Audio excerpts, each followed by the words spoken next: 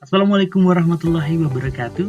Perkenalkan kami dari kelompok 1 yang beranggotakan Afdal Rizky, Digo Akherlo, Lisa Kurnia, dan Safrita Zahir yang akan mempresentasikan presentasi hari ini dengan judul Metode Pengumpulan Data Melalui Wawancara, Mata Kuliah Metode Penelitian Kualitatif bersama yang terhormat dosen pengampu kita, Dr. Everaldi Catra, MIKOM. Series of chart training workshops. I'm doing qualitative evaluations about the training so we can learn more about how participants think about their training and what they've learned. So I'd like to ask you about your experience with the chart trainings. Is that okay? Yes. Great. Wawancara adalah salah satu cara pengumpulan data pada metode penelitian kualitatif. Banyak orang bertanya, apakah melakukan wawancara mudah atau sulit? Berikut kita lihat penjelasan apa itu wawancara dan cara melaksanakannya. Baiklah, untuk pembahasan pertama kita akan membahas tentang wawancara. Wawancara menurut Moleong adalah percakapan dengan maksud tertentu. Percakapan tersebut dilakukan oleh dua pihak, yaitu pewawancara atau interviewer yang mengajukan pertanyaan dan yang diwawancarai atau interviewee yang memberikan jawaban atas pertanyaan tersebut. Dikelompokkan ke dalam 3 macam, yaitu yang pertama, wawancara pembicara informal. Wawancara dilakukan pada latar alamiah. Wawancara tergantung spontanitasnya dalam mengajukan pertanyaan dan dalam suasana biasa dan wajar. Yang kedua itu pendekatan dengan petunjuk umum wawancara. Jenis wawancara yang mengharuskan pewawancara membuat kerangka garis besar pokok-pokok yang ditanyakan dalam proses wawancara.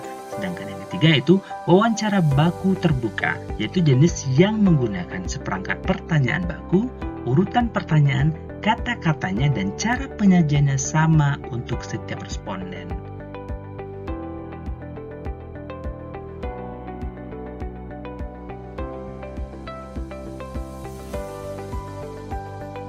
Wawancara baku terbuka dibagi ke dalam 4 model. Yang pertama, wawancara oleh tim atau panel. Wawancara tidak hanya dilakukan satu orang, tetapi oleh 2 orang atau lebih terhadap seorang yang diwawancarai. Yang kedua, wawancara tertutup atau terbuka. Pada wawancara tertutup, biasanya yang diwawancarai tidak menyadari mereka diwawancarai, sedangkan wawancara terbuka sebaliknya. Yang ketiga, wawancara riwayat secara lisan. Wawancara terhadap orang yang pernah membuat sejarah atau membuat karya ilmiah, sosial, pembangunan, perdamaian, dan sebagainya. Dan yang terakhir, wawancara terstruktur dan tidak terstruktur. Wawancara terstruktur adalah wawancara yang pewawancaranya menetapkan sendiri masalah dan pertanyaan yang akan diajukan oleh peneliti, dan sebaliknya. Bentuk-bentuk pertanyaan dalam wawancara. Yang pertama yaitu pertanyaan tentang pengalaman berkaitan dengan apa yang telah diperbuat oleh seseorang. Yang kedua, pertanyaan berkaitan dengan pendapat atau nilai, ditujukan untuk memahami proses kognitif dan interpretif dari subjek. Yang ketiga, pertanyaan berhubungan dengan perasaan, ditujukan untuk memahami respon emosional seseorang. Yang keempat, pertanyaan berkaitan dengan pengetahuan, ditujukan untuk memperoleh pengetahuan faktual yang dimiliki responden. Yang kelima, pertanyaan berhubungan indera. Pertanyaan berkenaan dengan apa yang dilihat, didengar, diraba, dirasakan, dan dicium. Dan terakhir, pertanyaan berbentuk demografi, berusaha menemukan ciri-ciri pribadi orang yang diwawancarai.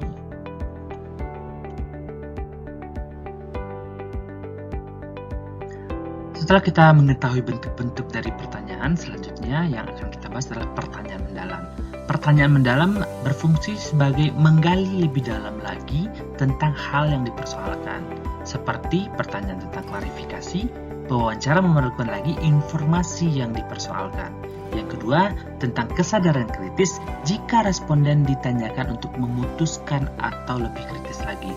Sedangkan yang ketiga itu penjelasan, pewawancara memerlukan informasi mengenai berbagai aspek atau dimensi. Dan yang keempat, refokus yaitu responden ditanya lagi untuk mengaitkan atau membandingkan. Dan yang terakhir yaitu informasi tentang intensitas perasaan responden.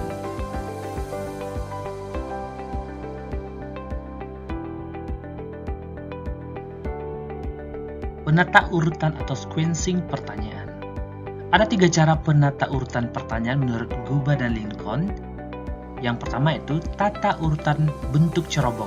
Pertanyaan ini dimulai dari segi umum mengarah kepada yang khusus.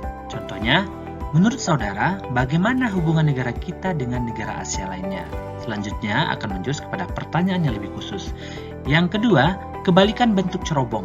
Penyusunan pertanyaannya terbalik jika dibandingkan dengan cerobong. Contohnya, apa yang sebenarnya terjadi antara Anda dengan Ali? Kemudian yang ketiga, yaitu rencana quintamensional.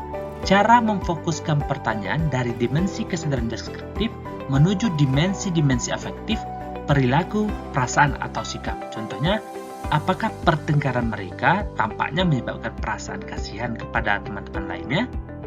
Nah, itulah contoh-contoh dari penata urutan sequencing pertanyaan.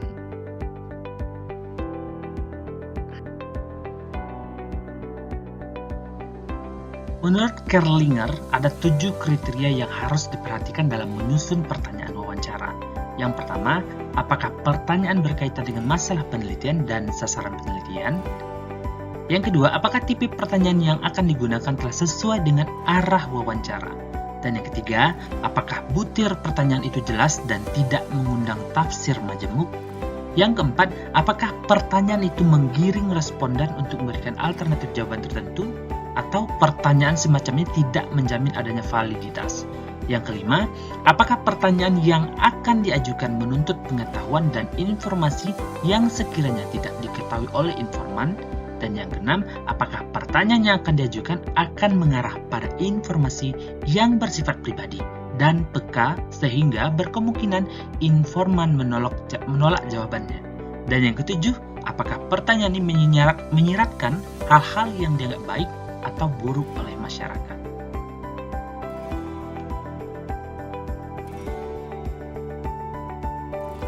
Perencanaan wawancara.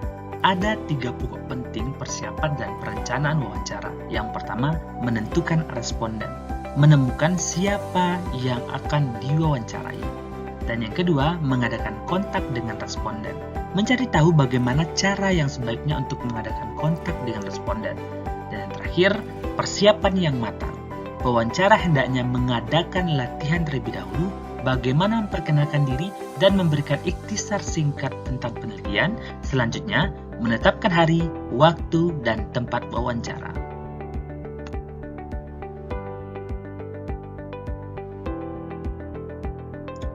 Pelaksanaan dan kegiatan sesudah wawancara. Kegiatan ini meliputi 4 bagian, yaitu yang pertama, pelaksanaan wawancara. Pelaksanaan yang menyangkut pewawancara dengan yang diwawancarai. Selanjutnya, strategi dan taktik wawancara. Menemukan strategi dan taktik sehingga wawancara menjadi lebih lancar. Berikutnya, pencatatan wawancara. Pencatatan data itu perlu dilakukan dengan cara sebaik dan setepat mungkin. Yang terakhir, kegiatan sesudah wawancara. Kegiatan ini dalam rangka mengecek keabsahan sekaligus kualitas datanya.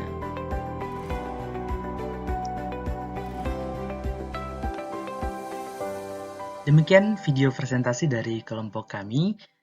Salam komunikasi, terima kasih.